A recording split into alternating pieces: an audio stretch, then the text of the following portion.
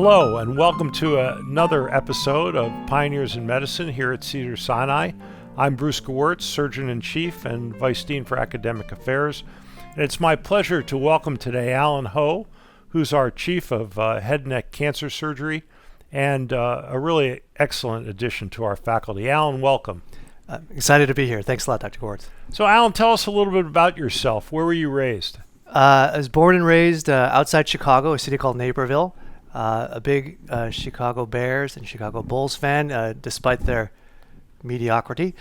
I spent a lot of time in the city at the University of Chicago doing some work there as a high school student, and then went on to college at Harvard University, medical school at UCLA, and then I spent some time in the world of finance concurrently, where I spent time as a intern at the Chicago Board of Trade, and then as an investment banking analyst at JP Morgan in New York. My time in finance was wonderful. I had a great time, met some incredible people, but really felt that my calling was more in the lines of healthcare. And so I went on to a fellowship at the NIH where I did a year of research, and then I went on to residency in otolaryngology, head and neck surgery at Stanford. Ultimately, my true connection with patients was in the realm of cancer. So I did a surgical oncology fellowship at Sloan Kettering in New York. And now I'm here, thanks to the generosity of Dr. Gewirtz, here doing work for the people of Los Angeles. Well, hardly generosity on my part. It was overt self-interest to get you to come here. I wonder, how did you get interested in otolaryngology? And what? Well, maybe I could back up and say, what kind of research did you do at NIH, and how did that lead to an interest in otolaryngology? I worked in the Department of Radiation Oncology, looking at cancer research, specifically along the lines of molecular biology. But I was lucky to, as we all are in some ways, to fall under the mentorship of a head and neck specialist who taught me a lot about the need for head and neck cancer physicians because of, in some ways, the fascinating condition that these patients have to address. Head and neck cancers affect some of the most natural, unconscious things that we take for granted, whether it be speech, swallow, communication, smell, taste, dental, all those things that we almost deem as unconscious pleasures. When there is cancer involved, those unconscious pleasures become real challenges.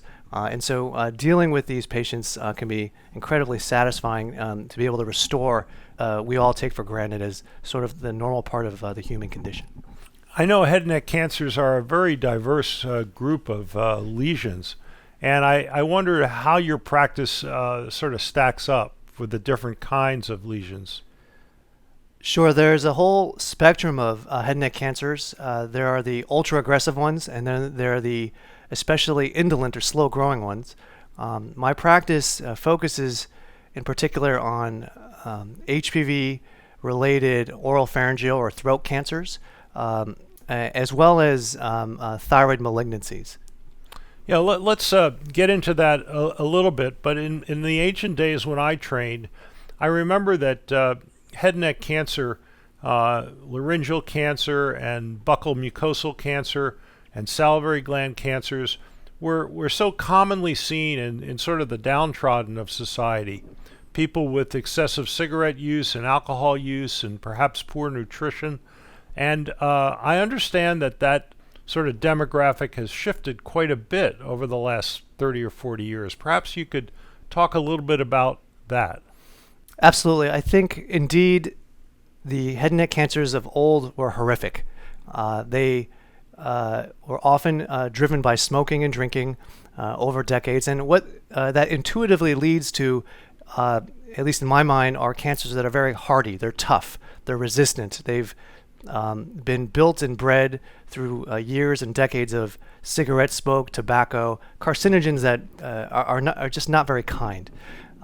Because smoking and drinking have been on the decline, thankfully, there are less of those.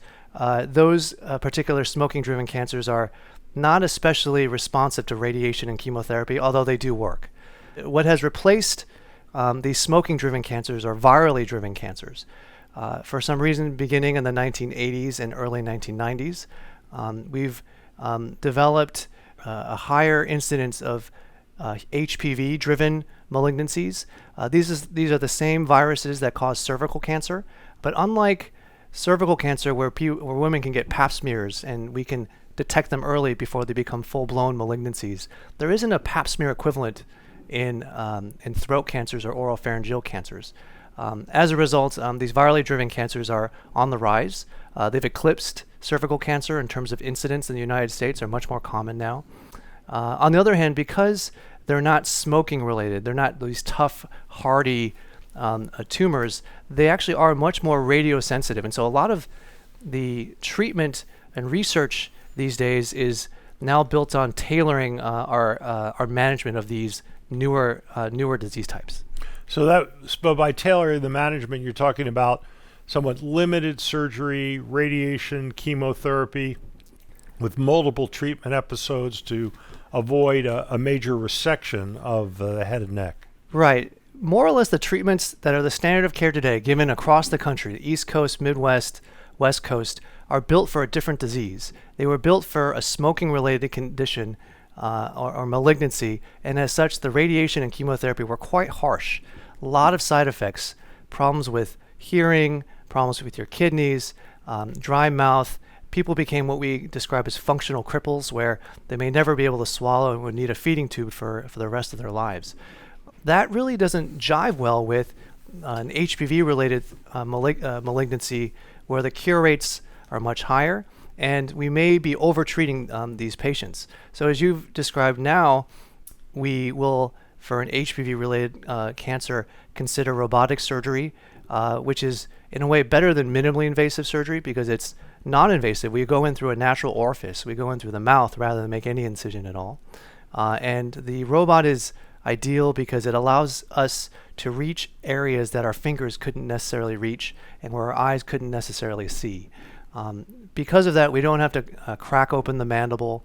We don't have to take teeth. We don't have to have long, huge incisions that require days to weeks in the hospital. These patients can leave the hospital much more quickly, within the order of 2 or 3 days. Now, you referenced HPV-driven cancer, and for our audience, that refers to human papillomavirus. Is the virus that causes cervical cancer the same virus that causes head and neck cancer, or is it a different variant? It's the same one and the same. There are multiple variants of HPV. There are the less harmful types that cause warts, for instance. That's HPV variant 6 and 11. But 16, 18, 31, and 33, those subtypes cause cervical cancer as well as throat cancer in the head and neck. And I know there's a tremendous amount of sort of social controversy about inoculating young women for HPV to prevent cervical cancer despite sexual activity. Is there any benefit to inoculating people for HPV to prevent head and neck cancer? 100%. It's the same virus. There was some controversy a couple political cycles ago where there was resistance to vaccinating young boys, whereas vaccinating young women or young girls to prevent cervical cancer was accepted. And because there was that discrepancy in gender, that's why you see much less cervical cancer because the vaccine is so effective. Nowadays, I think people are much more amenable to vaccinating both boys and girls in their early teens because of the awareness of HPV-related head and neck cancer, which predominantly affects men. That's so very interesting because obviously we're going through a national debate about the safety of vaccinations as if there wasn't enough controversy about it before. But what percentage of young teenage boys get vaccinated for HPV in this country? The last data that I saw from 2019 showed that about 80 to 90% of teenage girls are getting the vaccine, and boys are rapidly catching up. I think around the same time period, it's about 50 to 60%, whereas 10 years prior, easily the gap was 3 or 4 times that. And what's the age that's most proper for getting that vaccination? I think it's a set of 3 shots, and the first shot begins when you're 11. And without being too indelicate, I would assume that the method of transmission is sexual. Correct. There's a lot of debate about why HPV as a virus is so prevalent in our mouths and our throats compared to decades prior. I think, again, to imagine why one is one way and why is another, I think there has been an increase in the average number of sexual partners and a change in sexual practices. There's more oral sex performed across the country in recent decades compared to years past. You know, it's very interesting, and it's an interesting intersection of medical issues with social and other issues. You mentioned the balance between surgery, which currently might be more minimally invasive. I do know that, judging from the operating schedule, that you still do major facial reconstructions. When is that necessary? Which kinds of tumors? We still will see patients that fail a standard of care treatment, and when they do, then surgery still is the standard of care for salvage. We also still have a certain percentage of patients that continue to smoke and drink, and they also sometimes are not considered good candidates for more minimally invasive operations, and we need to do larger surgeries to get all the way around the tumor. So those are some of the bigger operations that we still need to perform. The idea is that they would be less and less over time, but I do think that these major operations, the innovations in order to make help patients heal is still on the rise, and we're doing these surgeries in ways that I think are much more innovative than they were in years past as well, even though they still are quite radical. Yeah, I've noticed that a lot of your innovation has to do with the microvascular reconstruction of so-called free flaps. And I know you and your team are actually, when you need to remove the jawbone or the mandible, are actually doing same-day reconstructions of a mandible substitute that actually has teeth in it. Could you tell us a little bit about that? Right. My colleague John Mallon St. Clair has been one of the innovators in this arena. What in the past has happened is we would take bone from the leg, oftentimes for a cancer of the mandible, where we would need to remove part of the original jaw, and then plate this bone from the leg in what we call a free flap microvascular reconstruction. We would hook up blood vessels from that new jawbone to blood vessels in the neck. From there, they usually will get radiation, and after they get radiation, it's very difficult to put in implants. This is again a horrific consequence that patients have to have due to the natural logistics of things. These patients recover from their surgery, they're ready to get back to their lives, but they don't have teeth from which to enjoy the steak or the meat or the normal diet that they are accustomed to. Simply because once the new jawbone is irradiated, implants don't take. They just a contaminated environment. What Dr. St. Clair and our oral maxillofacial team has started to do is actually place the implants in the leg at the time of the cancer resection before the radiation is given, and that way the implants are ready and integrated during the radiation, such that the teeth can be restored once the patient is recovered. Yeah, I've seen the pictures, and it's truly extraordinary and so imaginative, and it really does give patients hope that they can resume a normal life. So you told us about vaccination in your youth to avoid HPV-induced cancer. But for those of us who grew up before that was available, I wonder how we can at least get to earlier detection of these things. Does it have to do with regular surveillance by our dentist, or is there something we as individuals can do? That's a tough question. Again, we don't have pap smears in order for us to detect this disease at an early stage. I think that most people will detect their cancer when it's already spread to the neck and they're shaving and they feel a lump in their neck, and that's usually what gets what gets it started. I think also physical exam is very challenging because everyone has a gag reflex. It's really tough to get our fingers back there and feel these things before they become more serious.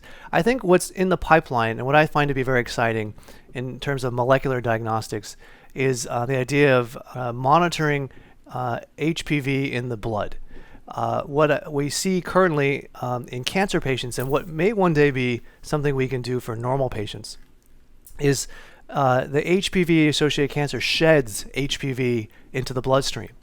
And so what we see is there is a positive result for active cancer patients, and you actually can see the HPV in the blood start to decline over the course of, say, radiation, where we know the cancer is being treated over 6 weeks, and there's a concomitant associated decline such that the HPV in the blood gets to 0. And so these liquid biopsies or liquid DNA assays, much like PSA, for instance, for prostate cancer, I think are the next step in evolution to perhaps detect recurrence of cancer, but maybe in the future detect the origination of the cancer in normal patients. That's really interesting. Is there? I mean, the one good thing that you have about the mouth and the oropharynx is that you can look at it, even if it's hard to palpate.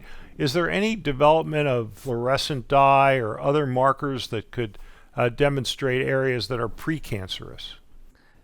There are plenty of imaging modalities and fluorescent techniques, I think, that are helpful. Narrowband imaging is one that comes to mind, and it is helpful to sort of distinguish in a complex area something that's more suspicious compared to less suspicious.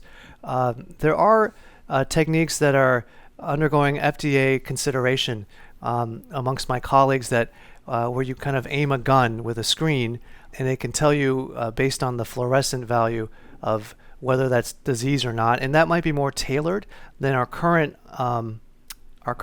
approaches, which is really using our fingers to detect what's firm and suspicious versus what's soft and normal.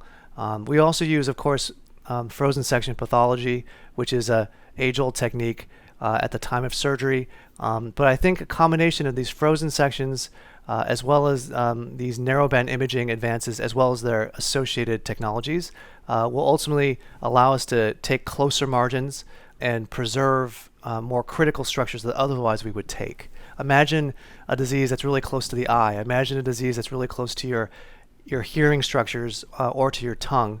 Instead of taking a portion of the tongue or taking the eye, which we sometimes have to do, if we can clinch that there's no disease based on these fluorescent imaging modalities or other associated technologies, we could do much better for our patients.